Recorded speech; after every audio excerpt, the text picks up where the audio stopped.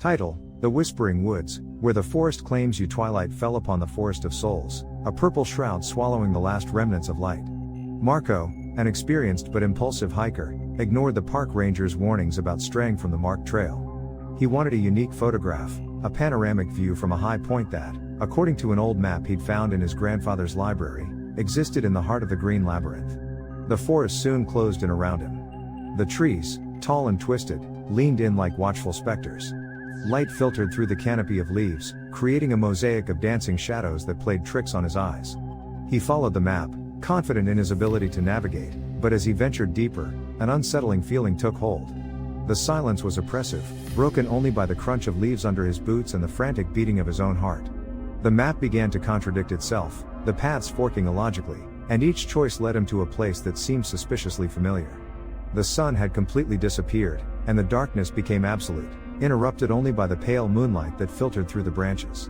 Marco pulled out his flashlight, but its beam barely penetrated the fog that began to rise from the ground, entangling itself around his feet like icy tendrils.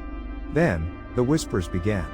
At first, he thought it was the wind playing with the leaves, but he soon realized they were voices, faint and resonant, that seemed to emanate from the trees themselves. Voices that called his name, that promised him secrets, that offered him the chance to join them. Marco! Come! Join us! Fear gripped him like an icy claw. He tried to run, but the forest seemed to move with him, the trees shifting to block his path, the branches reaching out like bony fingers to claw at him. He stumbled, falling onto a bed of rotten leaves, and felt something moving beneath him. A chill ran down his spine when he noticed that the earth under his hands was trembling slightly. He got up with difficulty and kept moving forward, the trembling flashlight illuminating grotesque figures formed by the shadows.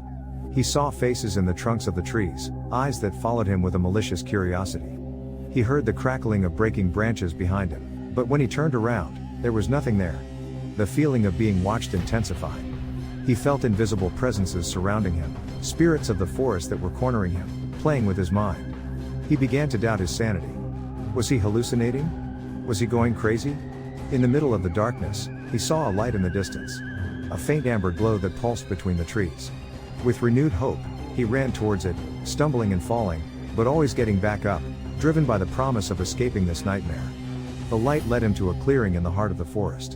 In the center, a bonfire burned, surrounded by hooded figures who danced, in a hypnotic frenzy.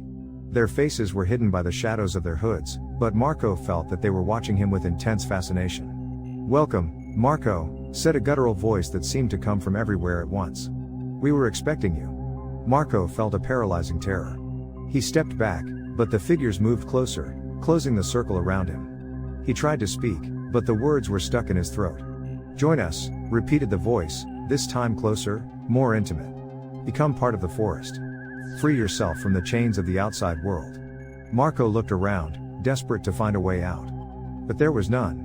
He was trapped.